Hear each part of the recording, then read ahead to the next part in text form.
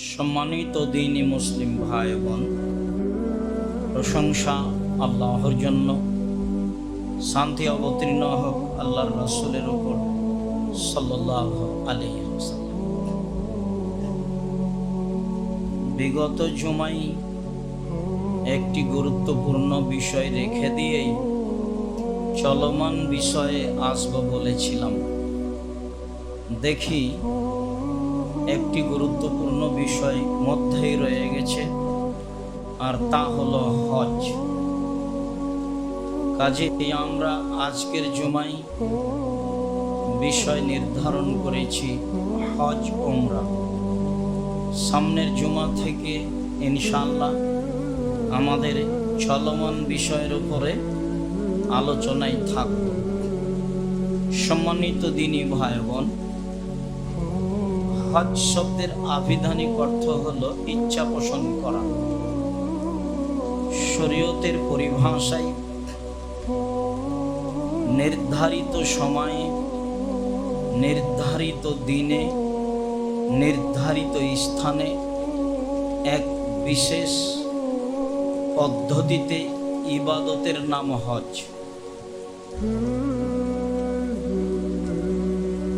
উমরা শব্দের আবিধানিক অর্থ হলো ইচ্ছা পোষণ করা। শরীয়তের পরিভাষায় অনির্ধারিত সময়ে, নির্ধারিত স্থানে এক বিশেষ পদ্ধতিতে ইবাদত করার নাম উমরা। উমরা যে কোনো সময় চলে, হজ যে কোনো সময় চলে না। নির্ধারিত সময়ে, নির্ধারিত দিনে, নির্ধারিত স্থানে এক বিশেষ পদ্ধতিতে ইবাদত করার নাম হজ। হজ একটি বড় ইবাদত, যার ফলাফল জান্নাত। হজ ফরজ, তা আল্লাহ বলেছেন, তা আল্লাহর নবী বলেছেন। আল্লাহ তাআলা বলেন, ওয়ালিল্লাহি আলান নাসি হিজ্জুল বাইত মান ইসতাতা ইলাইহি সাবিলা। আল্লাহকে সন্তুষ্ট করার জন্য মানুষের উপরে হজ জরুরি, যার পথ খরচের ব্যবস্থা ও মাধ্যম রয়েছে। অত্র আয়াতে আল্লাহ তাআলা হজ ফরজ এ কথা বলেছেন। আল্লাহ তাআলা অন্যত্র বলেন, ওয়া আতিমুল হজ্জ ওয়াল উমরা লিল্লাহ। পৃথিবীর মানুষ, তোমরা হজ উমরা করো আল্লাহকে সন্তুষ্ট করার জন্য।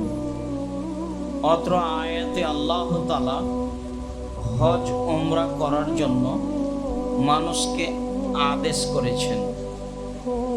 আল্লাহ তাআলা অন্যত্র বলেন, ওয়াআযযিন ফিন-নাসি বিল হজ্জ। মুহাম্মদ সাল্লাল্লাহু আলাইহি সাল্লাম, আপনি জনগণের মাঝে হজ করার জন্য ঘোষণা দিয়ে দেন। ইয়াতুনাকা রিজালা, যারা আপনার নিকটে পায়ে হেঁটে আসবে। ওয়ালা কুল্লি যামিরিন ইয়াতিনা মিন কুল্লি ফাজ্জিন আমিক, অন্যথায় তারা উটের মাধ্যমে, যে কোনো বাহনের মাধ্যমে দূর দূরান্ত হতে, পৃথিবীর বিভিন্ন প্রান্ত হতে হজ করতে আসবে। এই ঘোষণা আল্লাহ তাআলা আমাদের নবীকে জনগণের মাঝে দেওয়ার জন্য আদেশ করলেন। বিষয়গুলি প্রমাণ করে যে হজ ফরজ। নিয়মে যেহেতু আয়াত, তাই একটু বলে রাখছি। আল্লাহ তাআলা বলেন, ফামান ফারাজাল হাজ্জা ফিহিন্না, ফামান ফারাজা ফিহিন্নাল হাজ্জা ফালা রাফাসা ওয়ালা ফুসুকা ওয়ালা জিদালা। কেউ যদি ওই নির্ধারিত সময়ে হজ করব বলে সিদ্ধান্ত নিয়ে নেয়, তাহলে সে অশ্লীল কথা ও কর্মে লিপ্ত হতে পাবে না। তাহলে সে অপছন্দ কথা ও কর্মে লিপ্ত হতে পাবে না, তাহলে সে তর্ক বিতর্কে লিপ্ত হতে পাবে না। এ আদেশ আল্লাহ তাআলা করেন যারা হজের সিদ্ধান্ত নেবে তাদের জন্য। দুঃখজনক হলেও সত্য যে সরকারের সাথে পৃথিবীর বিভিন্ন দেশের দায়িত্বশীল মুআল্লিমেরা পূর্ণ যোগাযোগ বজায় রাখতে না পারায় বা ভাষাগত দূরত্ব হওয়ার কারণে বা মুআল্লিমদের নির্ধারিত কোনো পয়সা উপার্জনের স্বার্থ থাকার কারণে অনেক সময় কাজকর্ম নির্ধারিত সময়ে হয়ে ওঠে না। যেমন আপনি মুআল্লিমের মাধ্যমে জেনেছেন যে মে মাসের 5 তারিখে বিকাল 3টায় আমাদের ফ্লাইট, বিমানবন্দরে ঢুকে দেখলেন 5 ঘন্টা বিমান লেট আছে। এখন আপনি কি বলবেন? ওইদিকে আল্লাহ আদেশ করেছেন অশ্লীল কথাকর্মে লিপ্ত হওয়া যাবে না, বলেছেন অপছন্দ কথাকর্মে লিপ্ত হওয়া যাবে না, বলেছেন তর্কে লিপ্ত হওয়া যাবে না। তো মানুষই। আবার যারা বিত্তশালী বা একটু ক্ষমতাধর বা একটু বোকা টাইপের, তারা তো একবারে কঠিনভাবে জড়িয়ে পড়ে, যা ইচ্ছা তা মুআল্লিমকে বলে দেয়। মুআল্লিমেরও কিছু স্বার্থ থেকেই যায়। জিদ্দা বিমানবন্দরে নেমে বাস পাওয়া যাবে বলা হয়েছিল, ঘন্টার ঘন্টা বসে আছি, বাস নেই, কি করার আছে? বলা হয়েছিল ভালো হোটেল হবে, হোটেলে উঠে দেখি টয়লেটে পানি উঠে আছে, একটাও যে মিল নাই। তাহলে আপনি টিকে থাকবেন কি করে? এরপরে আমি মনে করি টিকে থাকা উচিত। যদি এর সাথে আপনার হজ করা না কুলাই, তাহলে পরবর্তীতে অন্যরা যারা আপনার সাথে পরামর্শ করবে তাদেরকে বলবেন এর সাথে নয় ওর সাথে, এটা বলতে পারেন। কিন্তু কোনো কথা বলে নিজের ক্ষতি করিয়েন।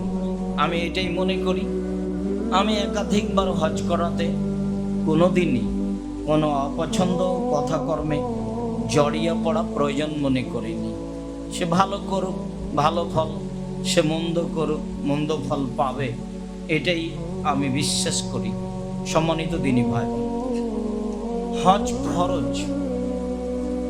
আব্দুল্লাহ ইবনে উমর রাদিয়াল্লাহু তাআলা আনহু বলেন, রাসূল সাল্লাল্লাহু আলাইহি সাল্লাম বলেছেন, ইসলামের ভিত্তি হচ্ছে 5টি, যার উপরে ইসলাম নির্ভর করে।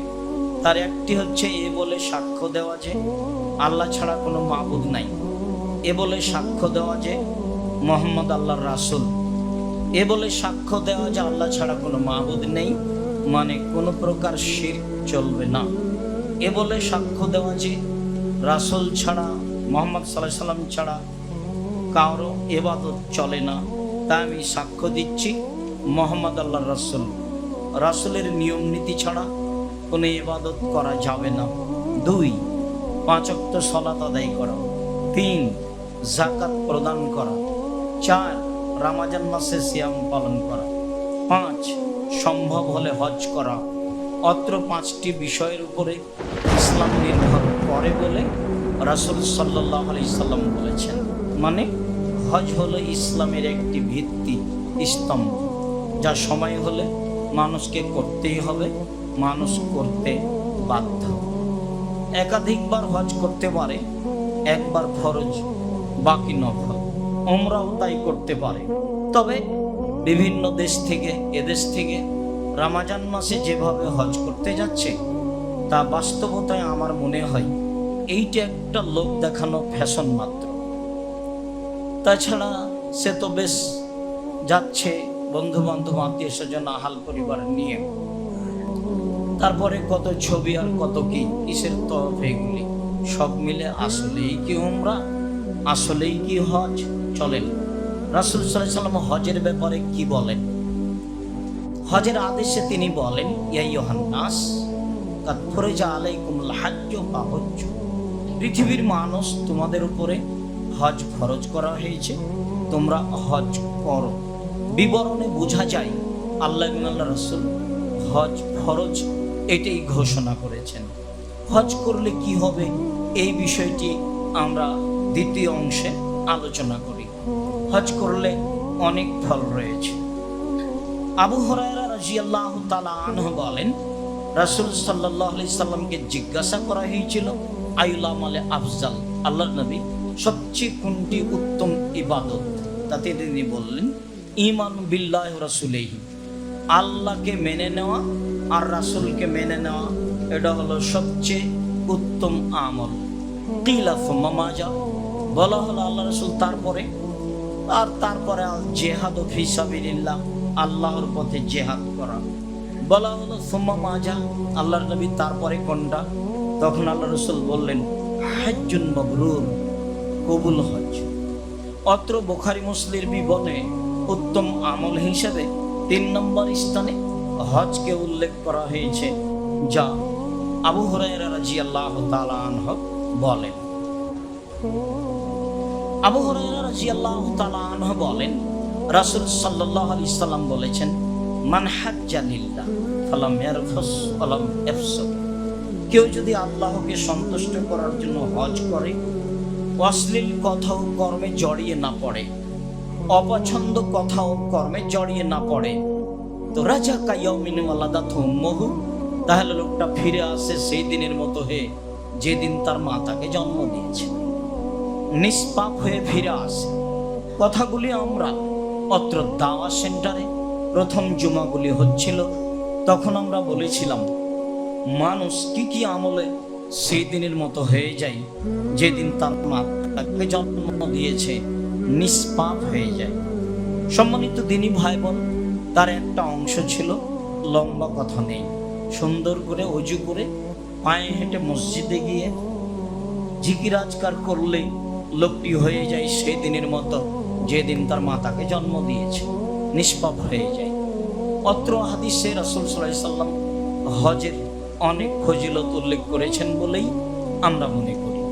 আবু হুরায়রা রাদিয়াল্লাহু তাআলা আনহু বলেন, রাসূল সাল্লাল্লাহু আলাইহি সাল্লাম বলেছেন, আল উমরাতু ইলাল উমরাতে কাফফারা, একবার উমরা করেছেন এক সময়, আবার যখন উমরা করবেন 6 মাস বছর পরে, মধ্যে যে পাপ হয়েছে সেটা মিটে যাবে 2 উমরার মধ্যের পাপ উমরার কারণে। এ কথা মুহাম্মদ সাল্লাল্লাহু আলাইহি সাল্লাম তিনি পরক্ষণে বলেন, ওয়াল হজ্জুল মাবরুর লাইসা লাহুল জাযা ইল্লাল জান্নাহ, আর কবুল হজের বিনিময় জান্নাত ছাড়া কিছু নেই। কবুল হজের বিনিময় জান্নাত ছাড়া কিছু নেই। হজ কবুল হলে জান্নাত হবে, এ কথাই ঠিক। হাদিস বুখারী মুসলিম। আব্দুল্লাহ ইবনে উমর রাদিয়াল্লাহু তাআলা আনহু বলেন, রাসূল সাল্লাল্লাহু আলাইহি ওয়াসাল্লাম বলেছেন, তাবিউ বাইনাল হজ্জ ওয়াল উমরা, পৃথিবীর মানুষ তোমরা হজ উমরা একসাথে করো। উমরা হজের অন্তর্ভুক্ত রয়েছে। হজ উমরা একসাথে করো, কি হবে তাহলে? ফাইনাম ইয়ানফিয়ানি আল ফাকরা ওয়াজ যুনুবা, হজ আর উমরা মানুষের পাপকে দূরে করে দিবে এবং মানুষের দারিদ্রতাকে দূরে করে দিবে। কামাইয়াল ফিল কিরো খাবাল হাদিদে ওয়াজ যাহাব ওয়াল ফিদ্দা, যেমন ভাবে কামারের ভাটি কর্মকারের হাপরের সে আগুন, যেমন ভাবে কর্মকারের ভাটি কর্মকারের কামারের ওই হাপরের আগুন লোহার ময়লাকে, স্বর্ণ চাঁদির ময়লাকে দূর করে দেয়, তেমনি ভাবেই হজ উমরা মানুষের পাপকে দূর করে দিবে এবং দারিদ্রতাকে দূর করে দিবে। বোঝা যাচ্ছে যে হজ উমরা করলে টাকা কমবে না, বাড়বে। সাধারণত দেখা যায় মানুষ একবার হজ করার পরে আবার করার সাধ জাগে, আচ্ছা আর একবার উমরায় যাব, এভাবে সে সিদ্ধান্ত নিয়ে ফেলে, বা একাধিকবার উমরা করতে আছে, যা আমাদের সামনে ধরা পড়ে। অনেকেই একবার খুব কষ্ট করে হজ উমরায় গেছে, দেখা যায় কিছুদিন পরে আবার যাচ্ছে। কথার রহস্য কি, কিভাবে, তা আল্লাহই ভালো জানেন। আল্লাহ নবী বললেন, হজ উমরা মানুষের পাপকে দূরে করে দেয় আর মানুষের দারিদ্রতাকে দূরে করে দেয়, এ কথা তিনি বলেন। আবু হুরায়রা রাদিয়াল্লাহু তাআলা আনহু বলেন, রাসূল সাল্লাল্লাহু আলাইহি সাল্লাম বলেছেন, ইন্নাল উমরাতা ফি রমাদানা তা'দিলু হাজ্জা, কেউ যদি রমজান মাসে উমরা করে তাহলে সে হজের সমান নেকি পাবে। হাদিস বুখারী মুসলিম। কেউ যদি রমজান মাসে উমরা করে তাহলে সে হজের সমান নেকি পাবে। হাদিস বুখারী মুসলিম। এই হাদিসের সুবাদে হয়তো বা মানুষ খুব প্রস্তুতি নেই, এই রমজানে আমাকে উমরায় যেতেই হবে। হ্যাঁ, প্রস্তুতি নেই, যেহেতু অনেক নেকির ব্যাপার। তবে একদিন বলেছিলাম রমজান মাসে উমরা করলে বেশি নেকি হবে না ওই টাকা দান করলে বেশি নেকি হবে? তখন তো ভুলে গেছি, মনে হয় মনে নেই। তখন তো বলছিলাম যে হজ মানুষের উপকার করতে পারে, হজ করে সে জান্নাত কিনতে পারবে না, জান্নাত পেতে পারে। দুটার মধ্যে তফাৎ দান এবং হজ উমরার মাঝে। উমরা করে মানুষ জান্নাত পেতে পারে, জান্নাত কিনতে পারবে না। এরকম পথঘাট দান ছাড়া অন্য কোনো ইবাদতের মাধ্যমে নেই।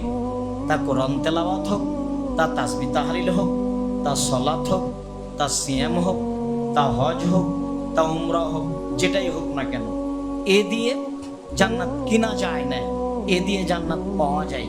পৃথিবীতে একটাই ইবাদত যা দিয়ে জান্নাত কিনা যায়, তা হলো দান। সেদিন বলছিলাম।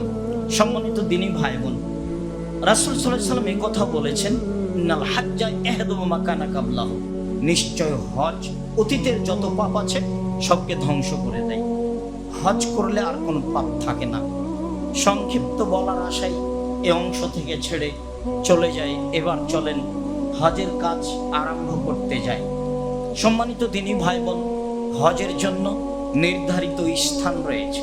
ইবনে আব্বাস রাদিয়াল্লাহু তাআলা আনহু বলেন, ওয়াক্কাতা রাসূলুল্লাহ সাল্লাল্লাহু আলাইহি সাল্লাম লিআহলিল মদিনা দাল হুলাইফা, মদিনাবাসীদের জন্য ইহরাম বাঁধার জায়গা আল্লাহর নবী ঘোষণা দিলেন জুল হুলাইফা, যা মক্কা থেকে প্রায় 400-450 কিলোমিটার দূরে। তিনি বললেন ওয়ালি আহলি শাম আল জোহফা, সিরিয়াবাসীর জন্য জোহফা। তিনি বললেন ওয়ালি আহলি নাজদিন কারনা মানাজিল, আর নাজদবাসীদের জন্য কারনা মানাজিল প্রায় 75 কিলোমিটার দূরে রয়েছে। ওয়ালি আহলি ইয়ামান এলামলাম, আর ইয়ামানবাসীদের জন্য এলামলাম। তবে তিনি ইরাকবাসীদের জন্য জাতইর বলে ঘোষণা করেছেন। এই বাক্যের পরে তিনি বললেন হুন্না লাহুন্না, এই জায়গাগুলি এসব জায়গার লোকের জন্য। পরের বাক্যে বললেন ওমানাতা আলাইহিন্না মিন গায়রি আহলিহিন্না, এবার পৃথিবীর যে কোনো প্রান্ত থেকে আসবে এসব জায়গার উপর দিয়ে তারা এখানে ইহরাম বাঁধবে। পৃথিবীর যে কোনো প্রান্ত থেকে, যার কারণে ইয়ামানবাসীদের জন্য যেটা ইহরাম বাঁধার জায়গা ঘোষণা হয়েছে এলামলাম, সেটাই ভারত, বাংলাদেশ, পাকিস্তানের জন্য হয়েছে। যদিও যখন বিমান জিদ্দায় নামে তখন এলামলাম এবং কারনো মানাজিলের কাছাকাছি দুইটার সমন্বয়ে নামে জিদ্দায়। তো কেউ যদি বলে কারনো মানাজিল, তাহলে কথা ভুল হবে, কথা নয়। তবে আমাদের চলন্ত নীতি আছে এলামলাম। জিদ্দায় বিমান নামার অনুমানিক 15-20-25 মিনিট পূর্বে, এর আগে যে কোনো জায়গাতে মানুষ ইহরাম বাঁধলে সে বেদাত করলো, তার হজ হবে না, এ কথাই ঠিক। যদিও হাজারো লাখো মানুষ ঢাকা হাজি ক্যাম্পে ইহরাম বাঁধছে, যদিও হাজারো মানুষ ঢাকা বিমানবন্দরে চিৎকার করছে লব্বাইক আল্লাহুম্মা লব্বাইক, লব্বাইক লা শারীকা লাক লব্বাইক, তাহলে মুহাম্মদ সাল্লাল্লাহু আলাইহি সাল্লাম কেন? আমি একদিন হজ ক্যাম্পে এক বেশ বড় পাগড়ি বেঁধে আছে জনৈক মাওলানাকে বলেছিলাম, ভাইজান, আল্লাহর নবী তো ইহরাম বাঁধার জন্য নির্ধারিত জায়গা উল্লেখ করেছেন, তা আপনি যে এখানে শিখাচ্ছেন। তখন উনি আমাকে উত্তরে বললেন, বাড়ি থেকে ইহরাম বাঁধলেও হবে। তার মুখের ভাষা নকল করলাম। তাহলে আপনি নবী দিয়ে কি করবেন? আল্লাহর নবী তো বললেন এই জায়গাগুলি এই সব জায়গার লোকের জন্য। তারপর পৃথিবীর যে কোনো প্রান্তের লোক এই জায়গার উপর দিয়ে আসবে, তারা এখানে ইহরাম বাঁধবে। এ কথাই তো তিনি বললেন, হাদিস বুখারী মুসলিম। তাতে তিনি বললেন হাত্তা আহলু মক্কা মিন মক্কা, মক্কার লোকেরা কোথাও ইহরাম বাঁধে যাবে না, নিজ নিজ বাড়ি থেকে ইহরাম বাঁধে বের হবে। তানিমে যাওয়া বিদআত, মক্কার লোককে তানিমে যেতে হবে। আবার হাজারো লাখো হাজি দিন রাত আয়েশা মসজিদ তানিমে গিয়ে ইহরাম বাঁধছে, উমরা করছে। অবাক কথা, আয়েশা রাদিয়াল্লাহু তাআলা আনহার হাইজ হয়েছিল, তিনি উমরা করতে পারেননি। হজ শেষে আয়েশা বললেন, সবাই যাবে হজ উমরা নিয়ে বাড়ি, আর আমি শুধু হজ নিয়ে যাব? তখন আল্লাহ রাসূল বললেন, আব্দুর রহমান, যে তোমার বোনকে নিয়ে যাও, তানিমে এহরাম বাঁধাও, উমরা করাও। তখন তিনি বোনকে নিয়ে গেলেন তানিমে, এহরাম বাঁধালেন, উমরা করলেন। নিজে কিন্তু এহরামও বাঁধেননি, উমরাও করেননি। আবু বকর সিদ্দিকের ছেলের উমরা করা লাগে না, তানিমে এহরাম বেঁধে, আর আপনার লাগে? ধর্ম পাগল হয়ে গেছে। আমার বুঝ অনুপাতে 1999 জন হাজি বেদাতি মুশরিক। এতে সহযোগিতা রয়েছে মুআল্লিমেরা, এতে সহযোগিতা রয়েছে স্বয়ং সরকার নিজে। দুইজন মানুষ এক জায়গাতে যেন দাঁড়িয়ে কথা না বলতে পারে, এই ব্যাপারে মক্কা এবং মদিনা টেন্ডার দেওয়া আছে ব্যক্তিকে। যারা বহু টাকা নিয়ে টেন্ডার নিয়েছে তাদের দায়িত্ব কোথাও যেন হইচই না হয়, হজ হোক আর না হোক, তাতে আপনার 40% জায়গায় ফাঁকা থাকে, অথচ আপনাকে ঢুকতে দেয়নি, প্রায় 40%। কেন? যারা টেন্ডার নিয়েছে তারা তো গন্ডগোল হতে দিবে না। যদি গন্ডগোল হয়ে যায় তাহলে সরকার তার পরের বছর তাদেরকে আর দিবে না। তাহলে হজের রিস্কের উপরে কেউ নেই, সবাই আছে যাতে করে কোনো সমস্যা না হয়, যাতে করে কোনো গন্ডগোল হয়ে যায় না। তাহলে যার যেটা তার সেটা, যার যেটা তার সেটা। টাকার প্রয়োজন যার, সে সেটা করছে। যার নিরাপত্তার প্রয়োজন সে সেটা করছে। হজ ছিল আপনার, কিন্তু আপনি তো আর টিকতে পারলেন না। যাক, বলছিলাম সম্মানিত দিনী ভাই বোন, আমরা হজের একটি বিবরণ পেশ করার চেষ্টা করব মনে করছি অল্প সময়ের মধ্যে ইনশাআল্লাহ। আল্লাহুম্মা সাল্লি আলাইহি।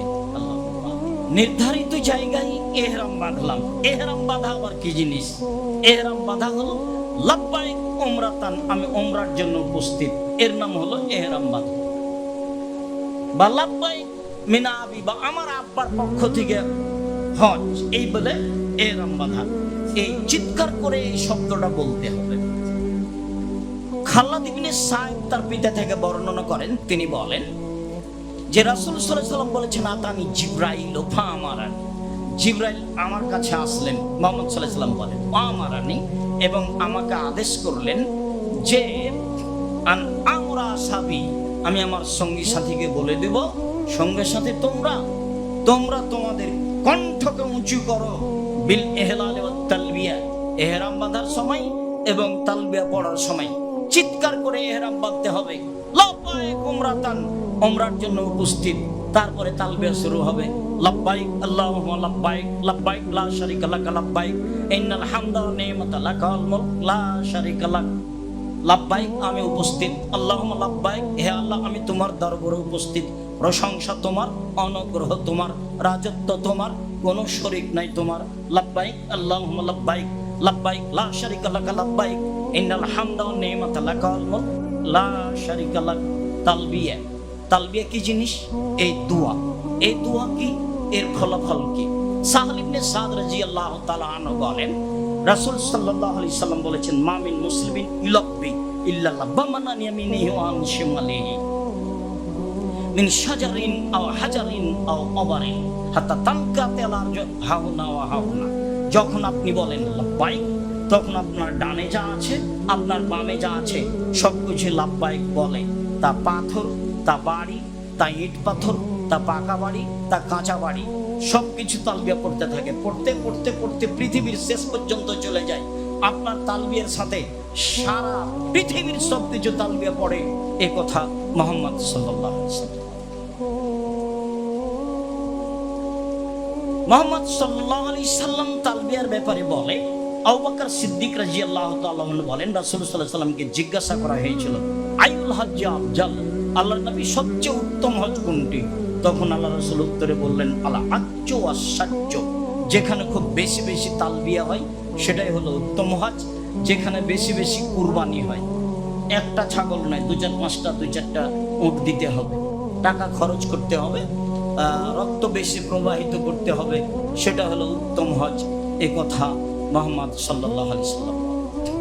আবু হুরায়রা রাদিয়াল্লাহু তাআলা আনহু বলেন, রাসূল সাল্লাল্লাহু আলাইহি সাল্লাম বলেছেন, মা আহাল্লা মুহিল্লুন কাত্ত ইল্লা গারাবাতি শামসু বিজুনুবিহি, যখন মানুষ তালবিয়া পাঠ করে তখন সূর্য ডুবে যায় তার সব পাপ নিয়ে। তিনি এই কথা বলেন। আবু হুরায়রা রাদিয়াল্লাহু তাআলা আনহু বলেন, রাসূল সাল্লাল্লাহু আলাইহি সাল্লাম বলেছেন, মা আহাল্লা মুহিল্লুন কাত্ত ওয়ালা কাব্বারা মুকাব্বিরুন কাত্ত ইল্লা বুশশারা লাহুল জান্নাহ। যখনই কোনো মানুষ লাব্বাইক বলে, যখনই কোনো মানুষ আল্লাহু আকবার বলে, তখন তাকে ঘোষণা দেওয়া হয় এই মর্মে যে তোমার জন্য জান্নাত ঘোষণা হয়েছে। তাহলে অন্য হাদিসে বলা হয়েছে তালবিয়া হচ্ছে হজের জন্য প্রতীক। ব্যস্ততাই আপনার তালবিয়া যেন বন্ধ না হয়, এখান থেকে শুরু করতে হবে না। বৈমানিকেরা বলে, বিমানবালারা বলে, বিমান জিদ্দায় নামার পূর্বে এহরাম এহরাম এহরাম, মানে আপনাকে এহরাম বাঁধতে বলছে। এই যে তালবিয়া শুরু হলো, ব্যাগ বকচা, টয়লেটের পেশাব পায়খানায় পায়খানা উঠে আছে, বিছানার নিচে চলে আসছে, তবু আপনি মানুষকে কিছু বলতে যাবেন, আপনার কাজ লাভবাই। খেপে গিয়ে কোনো লাভ নেই, পরিষ্কার কম বেশি হবে। কোনো পরিস্থিতি, বউ হারিয়ে গেছে খুঁজে পায় না, এখন তালবিয়া বন্ধ হবে এই কথা নেই, তালবিয়া চলতেই থাকবে, বউ খুঁজে না।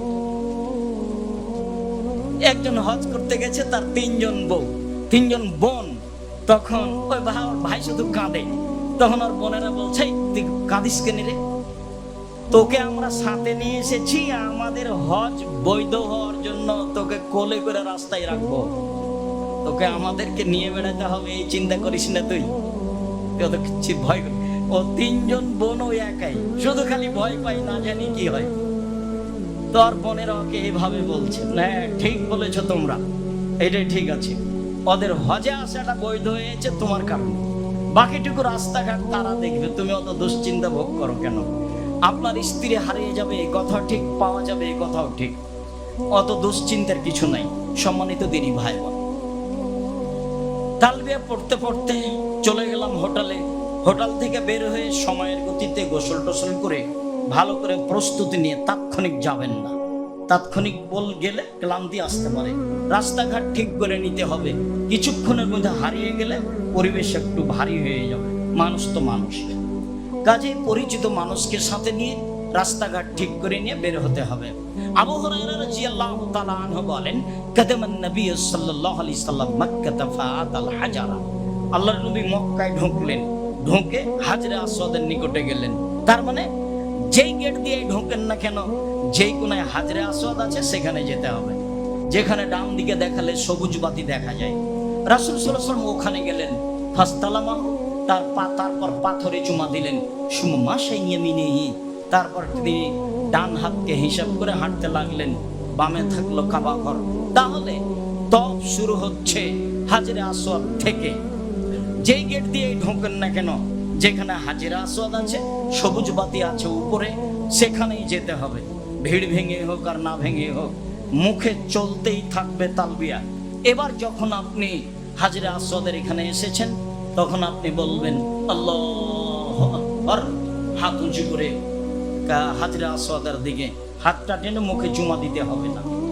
স্বয়ং সরাসরি পারলে চুমা দিতে হতো, অথবা লাঠি দিয়ে যদি পাথরে ঠেকানো যেত তাহলে লাঠিতে চুমা দিতে হতো। যেহেতু কোনোটাই নেই, ভিড়ে টিকতেই পারি না, অনেক দূরে আছি, অতএব লাব্বাইক লাব্বাইক বলে হাতে চুমা দেওয়া হবে না, 2 হাত উঠানো হবে না, অত পাগল হতে হবে না, বাস লাব্বাইক। তারপরে আপনার শুরু হয়ে গেল তওয়াফ। সম্মানিত দিনী ভাই বোন, তবে একটি ভিন্ন ধরনের ইবাদত। হজে গিয়ে যতদিন পর্যন্ত মানুষ কাবা ঘরে থাকবে, তওয়াফের চেয়ে কোনো গুরুত্বপূর্ণ দামি ইবাদত নেই। ও তো বোনের নামে ভাইয়ের নামে ওমরা করতে গেছে, মানে হজ গেছে, টাকাটিও লস, শ্রমও লস, ও তো বিদা, ও যে কি করবে। জুবাইর ইবনে মুতঈম রাদিয়াল্লাহু তাআলা আনহু বলেন, রাসূল সাল্লাল্লাহু আলাইহি ওয়াসাল্লাম বলেন, ইয়াবদামান, হে আমার বংশের লোকেরা, লা তামনাউ আহাদান তাওফা বিহাদাল বাইত ওয়া সাল্লা আইয়াতা শাআতিন শামিনাল লাইলি ওয়ান নাহারে। হে আমার বংশের লোকেরা, কাবা ঘরে 24 ঘন্টা তওয়াফ চলবে, কেউ কাউকে বাধা দিবে না। হে আমার বংশের লোকেরা, কাবা ঘরে 24 ঘন্টা সালাত চলবে, রাত দিন। কাবা ঘরে নিষিদ্ধ সময় নেই। পৃথিবীর সব জায়গাতে নিষিদ্ধ সময় আছে, মসজিদে নববী তো আছে, বাইতুল মুকাদ্দাসও রয়েছে, পৃথিবীতে একটি জায়গা, সেটা হচ্ছে মক্কা কাবা ঘর, যেখানে কোনো নিষিদ্ধ সময় নেই, 24 ঘন্টা সালাত চলবে, তওয়াফ চলবে মর্মে ঘোষণা দিলেন রাসূল সাল্লাল্লাহু আলাইহি ওয়াসাল্লাম। উবাদ ইবনে উমাইর রাদিয়াল্লাহু তাআলা আনহু বলেন যে আব্দুল্লাহ ইবনে উমার ইজাহিমু আলার রুকনাইনে, আব্দুল্লাহ ইবনে উমার একজন বিশিষ্ট অতীব উচ্চ বড় শিক্ষিত মানুষ, উমারের ছেলে।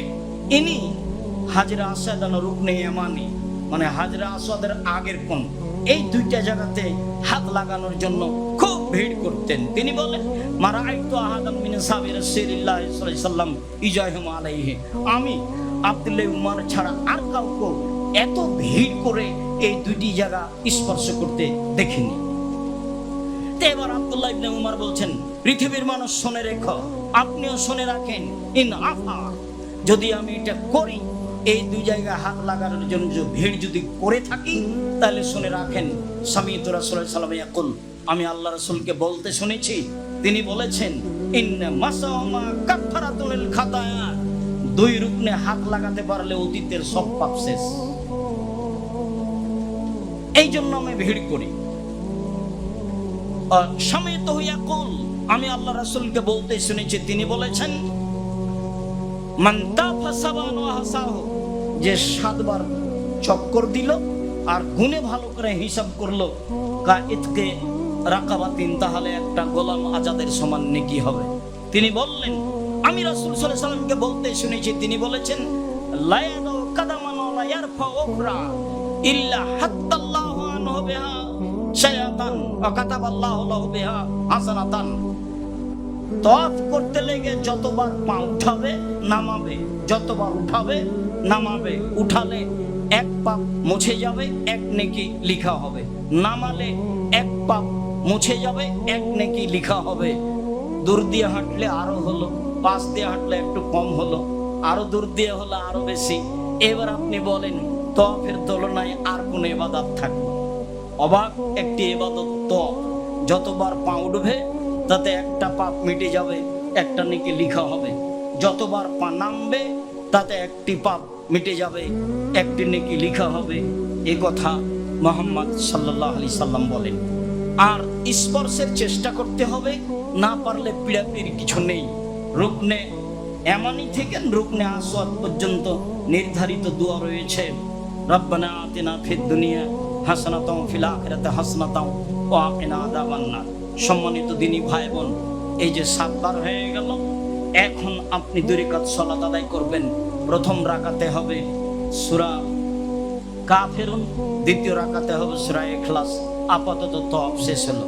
এবার আপনার প্রয়োজন হলে একটু জমজমের পানি পান করেন, আগেও করতে পারেন, জমজমের পানি পান করা ভালো। জাবের রাদিয়াল্লাহু তাআলা আনহু বলেন, রাসূল সাল্লাল্লাহু আলাইহি সাল্লাম বলেছেন, আল মাউ জামজাম লিমা শুরিবা লাহু, জমজমের পানি যে উদ্দেশ্যে পান করবে সেটাই হবে।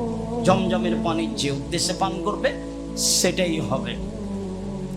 জাবের রাদিয়াল্লাহু তাআলা আনহু বলেন, রাসূল সাল্লাল্লাহু আলাইহি সাল্লাম বলেছেন, খায়রু মাইনাল ওয়াজিলার যে মাউ জামজাম, পানির মাটির উপরে যত পানি রয়েছে তার সবচেয়ে উত্তম পানি হলো জমজমের পানি।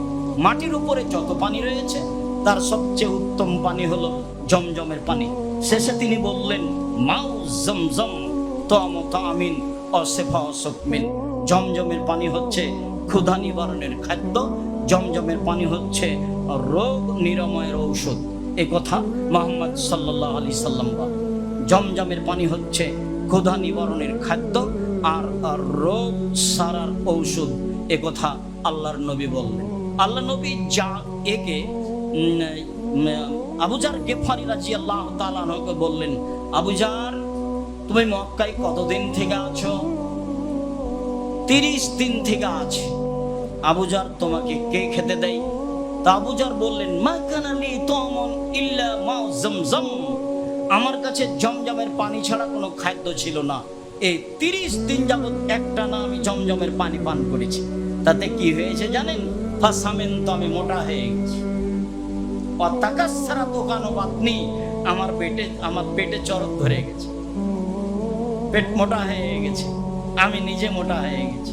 ওয়ালা আজিদু আলা কাবিদি কিফাতা জুইন আও সিফাতা জুইন, আমার এই 30 দিনে আমি শরীরের কোনো দুর্বলতা বুঝিনি। জমজমের পানি ছাড়া তিনি অন্য কিছু খাননি। আয়েশা রাদিয়াল্লাহু তাআলা আনহা জমজমের পানি ব্যাগে বেঁধে নিতেন, জমজমের পানি মশকে নিতেন। তিনি বলেছেন মুহাম্মদ সাল্লাল্লাহু আলাইহি সাল্লাম নিজেও জমজমের পানি নিয়ে যেতেন। এরপরে ইসুব্বাল মারদা ওয়া ইসদিম, জমজমের পানি তিনি অসুস্থ ব্যক্তিকে খাওয়াতেন এবং তার মাথার উপরে ঢেলে দিতেন। মুআবিয়া রাদিয়াল্লাহু তাআলা আনহু জমজমের পানি পান করার পরে মাথা এবং মুখের উপরে ঢেলে দিলেন। জমজমের পানি এই উদ্দেশ্যে সাহাবীগণ ব্যবহার করতেন বলে একাধিক হাদিসে উল্লেখ হয়েছে। ইবনে আব্বাস বলেন, আমি আল্লাহ রাসূলের কাছে গেলাম এক বালতি জমজমের পানি নিয়ে। ফাশারিবা মা জামজাম ওয়া কায়েম, তিনি জমজমের পানি পান করলেন, তখন তিনি দাঁড়িয়েছিলেন। দাঁড়িয়ে জমজমের পানি পান করলেন। জমজমের পানি পান করার জন্য যে দোয়া রয়েছে সে দোয়া ঠিক নয়। বিসমিল্লাহ বলেই জমজমের পানি পান করতে হবে। এরপরে হলো সাই। আল্লাহ সাই করার আদেশ করেছেন। আল্লাহর নবী বলেছেন, ঈসা তোমরা সাই করো। ইন্নাল্লাহ কাতাবা আলাইকুমুস সায়, কাতি তোমাদের সাই তোমাদের উপরে ফরজ করা হয়েছে।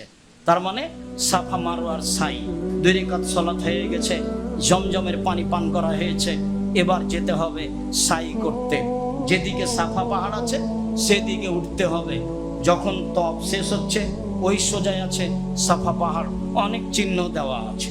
সম্ভবপর প্রথম স্তরে গেলে পাহাড়ের কিছু চিহ্ন দেখা যাবে। এবার যখন কাছাকাছি চলে গেলেন তখন কেবলার দিকে মুখ করে তাকবীর পড়তে থাকবেন, আল্লাহু আকবার, লা ইলাহা ইল্লাল্লাহ, সুবহানাল্লাহ, এইভাবে আপনি বলতে থাকবেন। এরপরে আপনি বলবেন, লা ইলাহা ইল্লাল্লাহু ওয়াহদাহু লা শারীকা লাহু লাহুল মুলকু ওয়া লাহুল হামদু ওয়া হুয়া আলা কুল্লি শাইইন কাদির, আনজাজা ওয়াদাহু ওয়া নাসারা আবদাহু হাজামাল আহজাবা ওয়াহদাহু। এই দোয়া পড়ে কেবলার দিকে মুখ করে হাত তুলে দোয়া আরম্ভ করবেন। পরিস্থিতি খুব জটিল, আসলে টেন্ডার নেওয়া আছে তো মানুষ হইচই রাজি নয়, দোয়া আপনার হোক আর না হোক। লম্বা সময় ধরে এখানে হাত তুলে দোয়া করতে হবে কাবা ঘরের দিকে মুখ করে, কিন্তু আপনাকে তো দাঁড়ানোর মতো পরিস্থিতি দিচ্ছে না। যাক, যেভাবে আপনার পক্ষে সহজ হয়, যেভাবে আপনার পক্ষে সহজ হয়। এরপরে আপনি পায়ে হেঁটে চললেন, মারওয়ার দিকে। মারওয়াতে উঠে হাত তুলে দোয়া করতে হবে, কথা ওইগুলোই। আবার আসলেন সাফাই, 2 বার হলো, হাত তুলে দোয়া করতে হবে, কথা ওইগুলোই। আবার মারওয়াতে গেলেন, 3 বার হলো, হাত তুলে দোয়া করতে হবে। এইভাবে পরস্পর 3 বার 3 জায়গায় হাত তুলে দোয়া করতে হবে। 7 বার যখন হবে, মারওয়ায় গিয়ে শেষ হয়ে যাবে, তখন আপনি মাথার চুল ছোট করে নেবেন। রাসূল সাল্লাল্লাহু আলাইহি সাল্লাম বলেন, আল্লাহুম্মা গফির। রাসূল সাল্লাল্লাহু আলাইহি সাল্লাম দোয়া করেছেন যারা মাথা নেড়ে করে তাদের জন্য 3 বার, আর যারা চুল ছোট করে তাদের জন্য 1 বার। চুল ছোট করার চেয়ে মাথা নেড়ে করা ভালো, তবে ছোট করাও জায়েজ। মহিলারা চুলের শেষের দিক থেকে কেটে নেবে, এ কথা মুহাম্মদ সাল্লাল্লাহু আলাইহি সাল্লাম বলেন। এই হলো উমরা। উমরার জন্য 3টি জিনিস জরুরি: এহরাম বাঁধা, তওয়াফ করা, সাই করা।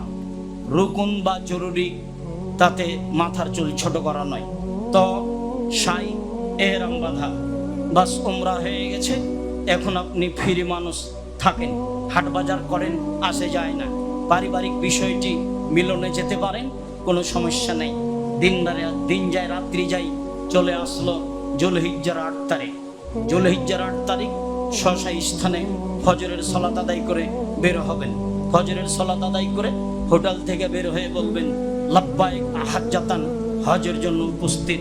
এই যে তালবিয়া শুরু হলো, 3 দিন যাবত একটানা চলবে। মিনাই চলেন। জোহরের সালাত সসময়ে কসর, আসরের সালাত সসময়ে কসর, মাগরিবের সালাতে কসর নেই, এশার সালাত সসময়ে কসর, ফজরের সালাতে কসর নেই। ফজরের সালাতের আগে মিনা ত্যাগ করা যাবে না। মুআল্লিমেরা নানানভাবে আপনাকে নিয়ে যাওয়ার চেষ্টা করবেন, আপনি কি করবেন সেটা আপনার ব্যাপার। তবে আমাকে কোনো সময় মুআল্লিম নিয়ে যেতে পারেনি, হারিয়ে যাই, সেটা আমার ব্যাপার। আপনাকে আমি জিম্মেদারি করতে রাজি নই, কি হবে সেটা আমি বুঝবো। ফজরের সালাত আদায় করে আপনি আরাফার মাঠে যাবেন। আরাফার মাঠে কোনো ইবাদত নেই, খাদ্যের খুব গড়াগড়ি, খাদ্য খেতে হবে না, খাদ্য কমিয়ে দেন। আরাফার মাঠে গিয়ে কোনো ইবাদত নেই, বসে থাকবেন, মুখে লাব্বাইক আল্লাহুম্মা লাব্বাইক লাব্বাইক লা শারিকা লাক লাব্বাইক ইন্নাল হামদা ওয়ান নি'মাতা লাক ওয়াল মুলক লা শারিকা লাক। যে যা পারে বলতে থাকবে। দিন যায় যায় যায়, জোহরের টাইম হয়ে গেল। জোহর আসর একসাথে পড়তে হবে, এক আজানে দুই একামাতে, মধ্যে কোনো তাসবিহ তাহলিল হবে না। আসসালামু আলাইকুম ওয়া রাহমাতুল্লাহ, আসসালামু আলাইকুম ওয়া রাহমাতুল্লাহ, দাঁড়িয়ে গিয়ে একামাত দিতে হবে, মধ্যে কোনো তাসবিহ তাহলিল নেই। এই ঘোষণা মুহাম্মদ সাল্লাল্লাহু আলাইহি সাল্লাম দেন। সময়ে জোহর, সময়ে আসর তো বহু দূরের কথা। শতকরা হাজারে 99 জন হাজি বেদাতি, শতকরা হাজারে 99 জন মুআল্লিম বেদাতি, ধর্মের 5 পয়সা দাম দেয় না। 2 সালাত একসাথেই হতে হবে আরাফার মাঠে, এটাই চূড়ান্ত। 2 সালাত একসাথে হতে হবে আরাফার মাঠে, এটাই চূড়ান্ত। 2 সালাত একসাথে হতে হবে কসর, এটাই চূড়ান্ত। এর বিকল্প কোনো পথই নেই, বিকল্প পথই বেদাত। এরপরে জোহরের সালাত, আসরের সালাত হয়ে গেছে, চলেন হাত তুলে দোয়া করার পালা আসলো। এবার কে কেমন ক্ষমা চাইতে পারে বলেন আপনি। লা ইলাহা ইল্লাল্লাহু ওয়াহদাহু লা শারীকা লাহু লাহুল মুলকু ওয়া লাহুল হামদু ওয়া হুয়া আলা কুল্লি শাইইন কাদির। আল্লাহর নবী বলেন, খায়রুদ দুআয়ে দোয়া ইয়াউমে আরাফা, আরাফার দিনের দোয়া সবচেয়ে উত্তম দোয়া। ওয়া খায়রু মা কুলতু আনা, আমি যেটা বলেছি সেটা উত্তম দোয়া। অল আম্বিয়া মিন কাবলি, আমার পূর্বে যে নবীগণ বলেছেন সেটা উত্তম দোয়া। পৃথিবীর সব নবী আরাফার মাঠে বলেছেন লা ইলাহা ইল্লাল্লাহু ওয়াহদাহু লা শারীকা লাহু লাহুল মুলকু ওয়া লাহুল হামদু ওয়া হুয়া আলা কুল্লি শাইইন কাদির। হাত লেগে গেছে, থেমে যান, তাসবিহ তাহলিল করেন, আপনার তালবিয়া পাঠ করেন, আবারও হাত উঠান। দিন যত যাবে হাত তুলে তত বেশি দোয়া করতে হবে, কান্নাকাটি করতে হবে। আয়েশা রাদিয়াল্লাহু তাআলা আনহা বলেন, রাসূল সাল্লাল্লাহু আলাইহি সাল্লাম বলেছেন, মামিন ইয়াউমিন মামিন মুসলিমিন আই আকসারা ইতিকাল্লাহু তাআলা ফিহি আবদান ফি ইয়াউমে আরাফা। আরাফার দিনে যত মানুষকে জাহান্নাম থেকে মুক্তি ঘোষণা দেওয়া হয়, পৃথিবীর আর কোনো দিন তত ঘোষণা দেওয়া হয় না। তা লাইলাতুল কাদর হোক, তা জুমার দিন হোক, যেটাই হোক না কেন, আল্লাহ তাআলা মানুষের সামনে প্রথম আকাশে নেমে আসেন। ফেরেশতাদের সামনে গর্ব করে বলেন, মা আরাদা হাউলায়ে, বলো ফেরেশতারা জিবরাইল মিকাইল এরা কি চায়? দেখো ফেরেশতা, উনজুরুল ইবাদি, আমার দাস দাসীকে দেখো, হাতাউনি, তারা আমার কাছে এসেছে সসঙ্গ পরা, এলোমেলো চুলে ধুলাবালি মেখে। দেখো ফেরেশতা জিবরাইল মিকাইল ইসরাফিল, দেখো পৃথিবীর ফেরেশতা যাদেরকে তোমরা সৃষ্টি করতে নিষেধ করেছিলে, আমি তোমাদের সামনে গর্ব করে বলছি, দেখো আমার দাস দাসী আমার নিকটে এসেছে এলোমেলো চুলে ধুলাবালি মেখে, এলোমেলো চুলে ধুলাবালি মেখে, এলোমেলো চুলে ধুলাবালি মেখে। আমার দরবারে যা বলছে তাই করে দিলাম, সবকে জাহান্নাম থেকে মুক্তি ঘোষণা দিয়ে দিলাম। এই কথা আল্লাহ তাআলা বলেন। এই হলো আরাফা। সূর্য ডুবে গেল, এবার আরাফা ত্যাগ করতে হবে। সূর্য ডুবে যাওয়ার আগে আরাফা ত্যাগ করার কোনো পথ নেই। এখন আপনি একটু ফ্রি থাকেন, চিন্তার কি আছে? স্ত্রী থাক, মা থাক, বোন থাক, পায়ে হেঁটে চলে যেতে পারবেন, মায়ের হাত ধরে থাকেন। এক সময় আধা ঘন্টা, 2 ঘন্টা, 3 ঘন্টা পরে মুজদালিফায় চলে যেতে পারবেন। গাড়িতে গেলে লাগবে 5 ঘন্টা 6 ঘন্টা, পায়ে হেঁটে গেলে 1.5-2 ঘন্টা, বেশি তো আর পথ নেই। মাগরিবের পরে, সূর্য ডুবার পরে মুজদালিফায় যাবেন। তালবিয়া এটাই চলতে আছে, লাব্বাইক আল্লাহুম্মা লাব্বাইক লাব্বাইক লা শারীকা লাক লাব্বাইক ইন্নাল হামদা ওয়ান নি'মাতা লাক ওয়াল মুলক লা শারীকা লাক। মুজদালিফায় গিয়ে মাগরিবের সালাত হবে 3 রাকাত, এশার সালাত হবে 2 রাকাত। 2 সালাতের মধ্যে কোনো তাসবিহ চলবে না, বেতির চলবে না, কোনো তাসবিহ তাহলিল জিকির আজকার কিচ্ছু নেই। 2 সালাত হয়ে গেছে, সুন্দরভাবে প্রশান্তির সাথে একটু শুয়ে যান। যেখানে যা মিলেছে সেখানেই, পাথর হোক আর ইট হোক, যেভাবেই হোক না কেন একটু শুয়ে যান। ফজরের টাইম হয়ে এসেছে, আপনি উঠে ওযু করে সালাত আদায় করে নেন। ফজরের সালাত আদায় করে তালবিয়া চলতে আছে। সূর্য ওঠার আগে হাঁটতে থাকেন, চলতে থাকেন সামনের দিকে। লাল রাস্তার উপর দিয়ে যেতে যেতে দেখবেন লেখা আছে মসজিদ মাশআরে হারাম। ওখানে গিয়ে হাত তুলে দোয়া করতে হবে। আল্লাহ রাসূল বললেন, ফাজকুরুল্লাহ ইনদাল মাশআরিল হারাম, পৃথিবীর মানুষ তোমরা মাশারে হারামে আল্লাহকে ডাকো, আপনি এটা খুঁজেই পাবেন না নিজে না খুঁজলে। ওই পথ দিয়ে হাঁটতে থাকলেই আপনি ওখানে চলে যাবেন। ওখানে দোয়া করার পরে হাতের ডান ছেড়ে যেতে হবে। এইবার দিন হয়ে গেল, আজকে হলো 10 তারিখ, মিনার তৃতীয় দিন। আজকে 9 তারিখে আরাফায় ছিলাম। আরাফার দিন ফজরের সালাত পর্যন্ত কেউ যদি আরাফার মাঠে উপস্থিত হয় তাহলে তার হজ হয়ে গেছে। ফজরের সালাত পর্যন্ত যদি আরাফার মাঠে উপস্থিত হতে না পারে তাহলে হজ বাতিল, আবারও তাকে হজ করতে হবে। আরাফার বিষয়টি এত জটিল। হজ বলতে আরাফার মাঠকেই বুঝাই। সম্মানিত দিনী ভাই বোন, এবার আপনি পাথর মারতে যাবেন সূর্য ওঠার পরে। পাথর মারতে যাওয়ার সময় হাদিসের অনুবাদ করে আলোচনা লম্বা হতে পারে। বাম সাইড দিয়ে উঠবেন। প্রথমে জামরা আছে, এখানে পাথর মারতে হবে না। দ্বিতীয় জামরা আছে, এখানে পাথর মারতে হবে না। জামরাতুল আকাবা বা জামরাতুল কোবরা, শেষেরটা হলো বড় জামরা। গিয়েই সামনে মুখেই পাথর মারলে ভালোভাবে মারা যাবে না। একটু আগিয়ে গিয়ে ওই পাশে চলে যান, তাহলে দেখবেন খালি। বাম দিক দিয়ে উঠবেন, তাহলে রাসূলের সুন্নাত মতো হবে। পাথর মারার সময় বাম হাতে থাকবে কাবা ঘর, ডান হাতে থাকবে মিনা। আল্লাহ আকবার বলে পাথর মারবেন। 7টা পাথর, 7 বার আল্লাহ আকবার। আপাতত আজকের প্রথম কাজ শেষ হলো। আজকে জুলহিজ্জার 10 তারিখ, হজের দিন। জুলহিজ্জার 10 তারিখের 1 নম্বর কাজ পাথর মারতে হবে। জুলহিজ্জার 10 তারিখের 2 নম্বর কাজ মাথা নেড়ে করতে হবে। জুলহিজ্জার 10 তারিখের 3 নম্বর কাজ কুরবানি করতে হবে। জুলহিজ্জার 10 তারিখের 4 নম্বর কাজ কাবা ঘর তওয়াফ করতে হবে। জুলহিজ্জার 10 তারিখের 5 নম্বর কাজ সাফা মারওয়া সাই করতে হবে। জুলহিজ্জার 10 তারিখের 5 নম্বর কাজ, 6 নম্বর কাজ মিনায় ফিরে আসতে হবে। জরুরি। 19-20 হয়ে গেলে জরিমানা দিতে হবে। যা বলেছে মুআল্লিমের জন্য দায়ী, করতেই হবে। সহজ পথ। কি সহজ পথ? পাথর মেরে কাউকে নিবেন না সাথে। ভাষা না জানলে কি হবে? পাথর মেরে সোজাই যেতে থাকেন, দেখতে পাওয়া যাবে ওখানে হারাম হারাম লেখা আছে। বা মানুষকে বলবেন আমি হারাম যাবো, এই কথা বলতে হবে না, খালি বলবেন হারাম। তাহলে আপনি আধা ঘন্টার মধ্যে হারাম চলে যাবেন। কোথায় কোন দিকে গেলেন?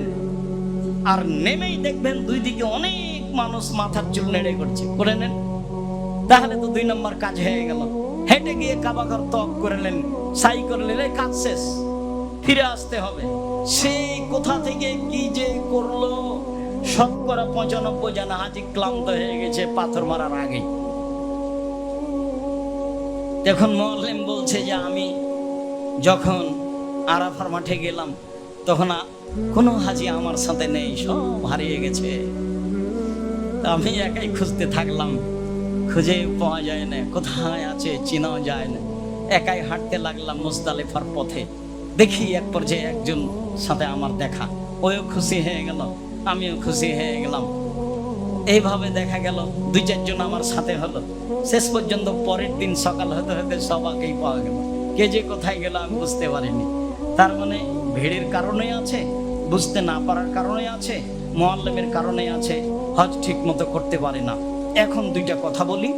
সেটা হলো এই, এহরাম বাঁধাই যখন ওমরাতে এহরাম বেঁধেছিলেন তখন তালবিয়া শুরু হয়েছিল। ওমরাতে যখন পাথর মারা শুরু করলেন তখন তালবিয়া বন্ধ। আর এই যে হজের 8 তারিখে তালবিয়া শুরু করলেন লাব্বাইক আল্লাহুম্মা লাব্বাইক, এটা বন্ধ হবে কখন? এই যে 10 তারিখে সকালে যখন প্রথম পাথর মারলেন বড় জামরায়, তখন তালবিয়া বন্ধ। এখন আপনি প্রাথমিকভাবে হালাল, জামা কাপড় পরিবর্তন করতে পারবেন। বাকি কাজ আপনি পোশাক পরিবর্তন করে করেন। বাকি কাজ আছে মাথা নেড়ে করা, বাকি কাজ আছে কুরবানি করা, বাকি কাজ আছে তওয়াফ করা, বাকি কাজ আছে সাই করা। এগুলো আপনি পোশাক পরে করেন। তবে তওয়াফ করার পর পর্যন্ত স্ত্রী মিলনে যেতে পাবেন। আর নিষিদ্ধ কাজের মধ্যে রয়েছে একটা স্ত্রী মিলন। এহরাম বাঁধার পরে যদি কারোর স্ত্রী মিলন ঘটে যায় তাহলে এবছরের তওয়াফ সে হজ তার বাতিল, আবার সামনের বার করতে হবে। এটাই সবাই মত পোষণ করেছে হাদিসের ভিত্তিতে। আর বাকি যদি ঘটে যায় তাহলে জরিমানা দিতে হবে। মুআল্লিম সাহেব বলবেন কোথায় ভুল ত্রুটি হয়েছে, টাকা দেন, আমি একটা কুরবানি করে দেব। এটা একটা স্বাভাবিক ব্যাপার। তা আপনি বলবেন যে ভুলের উপরে আমি কুরবানি করতে রাজি নই, আমি ভুল স্পষ্ট জানবো তখন করবো, তাছাড়া। সম্মানিত দিনী ভাই বোন, আমি হজের একটা সংক্ষিপ্ত বিবরণ পেশ করছিলাম। এরপরে মিনায় গিয়েই থাকতে হবে, অত গল্প করা হবে না, গল্প কমাতে হবে। আল্লাহ তাআলা বলছেন ফাজকুরুল্লাহ, তোমরা আল্লাহকে ডাকো। হজের পরের 2 দিন 3 দিন মিনা থেকে এসে জোহরের পরে পাথর মেরে যাবেন, শুধু তাসবিহ তাহলিল জিকির আজকার। পরের দিন মিনা থেকে এসে পাথর মেরে যাবেন জোহরের পরে। পরের 2 দিন মারার পর আপনি ফ্রি হয়েছেন, বাড়ি চলে যেতে পারেন। অন্যথায় তৃতীয় দিন থেকে মিনা থেকে এসে পাথর মারবেন, কোথাও থাকা হবে না, ঘুরে এসে মিনাই থাকতে হবে যে কোনো মূল্যে। মক্কার হোটেলে থেকে পাথর মারবে এই হিসাব বাতিল, ঘুরে তাকে মিনাতেই যেতে হবে। মুহাম্মদ সাল্লাল্লাহু আলাইহি সাল্লাম মিনায় গেছেন, সবকে 2 দিন 3 দিন যাবত ফিরে মিনাই যেতে হবে এবং পাথর মারতে হবে জোহরের পরে। 3 দিন পরে তওয়াফে বিদায় তওয়াফ করে আর কাবা ঘরে থাকা হবে না। ইবাদতের জন্য দামি জায়গা, কিন্তু বিদায় তওয়াফ করলে এখানে অবস্থান করা যাবে না। বিদায় তওয়াফ করে চলে আসবেন। সম্মানিত দিনী ভাই বোন, হজের একটা বিবরণ পেশ করছিলাম। অনেক শিরক বেদাত রয়েছে, মধ্যে সেগুলি থেকে গেছে, সময়ের গতিতে বলা হবে। আপাতত যা কিছু বললাম সেগুলির প্রতি আমল করার চেষ্টা করেন।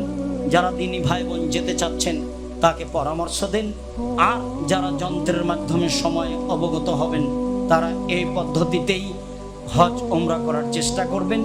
আমার পক্ষ থেকে জোরালোভাবে অনুরোধ থাকছে যে মানুষের বানানো কোনো দোয়া পড়বেন না। আমার বোঝ অনুপাতে যত দোয়ার বই রয়েছে তার শতকরা 95টা বই মানুষের বানানো দোয়া আছে। পৃথিবীর যেই প্রান্ত থেকে আসুক না কেন, আরবি হোক, অনারবি হোক, উর্দু ভাষী হোক, ইংরেজি ভাষী হোক, যে কেউই হোক না কেন, তার হাতে যে বই আছে তার শতকরা 90% কথার আসল নেই, মিথ্যা কথা। কাজে আপনাকে সাবধান থাকতে হবে। কিছুই না পারলে বেশি করবেন না, বেদাত যেন না হয়, শিরক না হয়। কম হোক, কম হলে বাঁচবেন। আরাফার মাঠে উপস্থিত থাকলে হজ হয়ে যাবে, বাস আলহামদুলিল্লাহ। বাকি কোনো জায়গাতে ত্রুটি হয়ে গেলে, ত্রুটি স্পষ্ট মনে থাকলে জরিমানা দিবেন, অন্যথায় দিবেন না। আল্লাহ আমাদেরকে এভাবে বুঝে হজ করার তৌফিক দান করো, আল্লাহুম্মা আমিন। সম্মানিত দিনী ভাই বোন, শেষে এসে বলছি, খুব ভালোভাবে দিনের মতো জানেন যে এটার দাওয়া সেন্টারে অনেক ভাড়া লাগে। তো কয়েক জমা থেকে নাকি দান করা ভুলে গেছেন, এটা তো হবে না। সবাইকে কম হোক বেশি হোক, ওটা যেন আপনার সামনে দিয়ে ফিরে না যায়, এটা আপনাকে খুব ভালোভাবে মনে রাখতে হবে। আর আমি বলবো আপনি দিবেন এই কথা নয়, দান ইবাদত, আপনি দিবেন। বাসা থেকে বের হওয়ার পরে মনে করবেন 500 টাকা 100 টাকা আজকে এখানে দিব খুতবার পরে ইনশাআল্লাহ, এটা মনে করবেন। সবাইকে কম হোক বেশি হোক, তাহলে দেখবেন বরকত হয়ে যাচ্ছে, কেউ খালি থাকবেন না। আর সালামের পরে উঠা এই অপছন্দ বাস ত্যাগ করবেন। অন্তত আপনি আমার দিনী ভাই, আপনি আমার দিনী বোন, আপনাকে দাওয়া সেন্টারে আসা, জুমার সালাতে আসার ব্যাপারে অনুরোধ জানাচ্ছি যে জিকির আজকারের আপনার প্রয়োজন নাই, খালি যারা জিকির আজকার করে তাদেরই প্রয়োজন। আপনি কি অত ব্যস্ততা দেখান? হাইকোর্ট আছে না জজ কোর্ট আছে? শুক্রবারে তো কোনো হাইকোর্ট জজ কোর্ট নেই যে আপনাকে তাড়াহুড়া করতে হবে।